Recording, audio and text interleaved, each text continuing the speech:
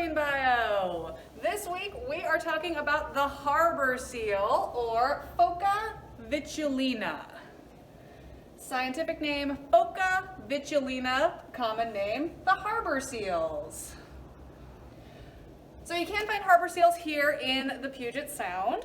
Now there is a difference between true seals and sea lions. These guys are true seals, and one of the ways you can tell them apart is that they're basically little fuzzy blubber tubes, right?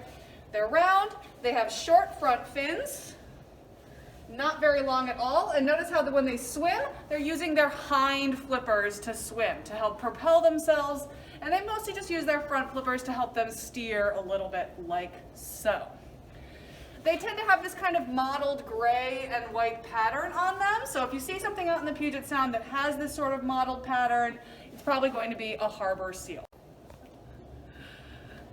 All right, if you're looking out in the Puget Sound and you're trying to figure out if what you're seeing is a harbor seal or something else, most of the things that look really similar to them don't actually live in the Puget Sound. So they bear kind of a similarity to ringed seals, but ringed seals live way up in the far northern Arctic. So if you're looking and you're seeing this kind of gray, mottled, splotchy color, chances are really, really good that it is a harbor seal. They're also a lot smaller than the other pinnipeds that live in the Puget Sound. Pinnipeds are seals, sea lions, walruses, those types of animals. So they're a lot smaller than all the other pinnipeds that you would find in Puget Sound. They're anywhere from 150 to 350 pounds or so, give or take. So they're like little chubby, fuzzy blubber tubes. If you are out in the Puget Sound and you see something, because sometimes it can be a little bit difficult if you're out on the water and you're trying to kind of figure out like, oh, okay, is that what I'm seeing or not? There's kind of some key indicators.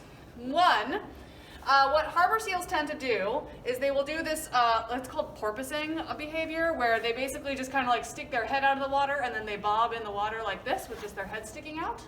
So if you're looking out in there and all you see is a little head, probably a harbor seal.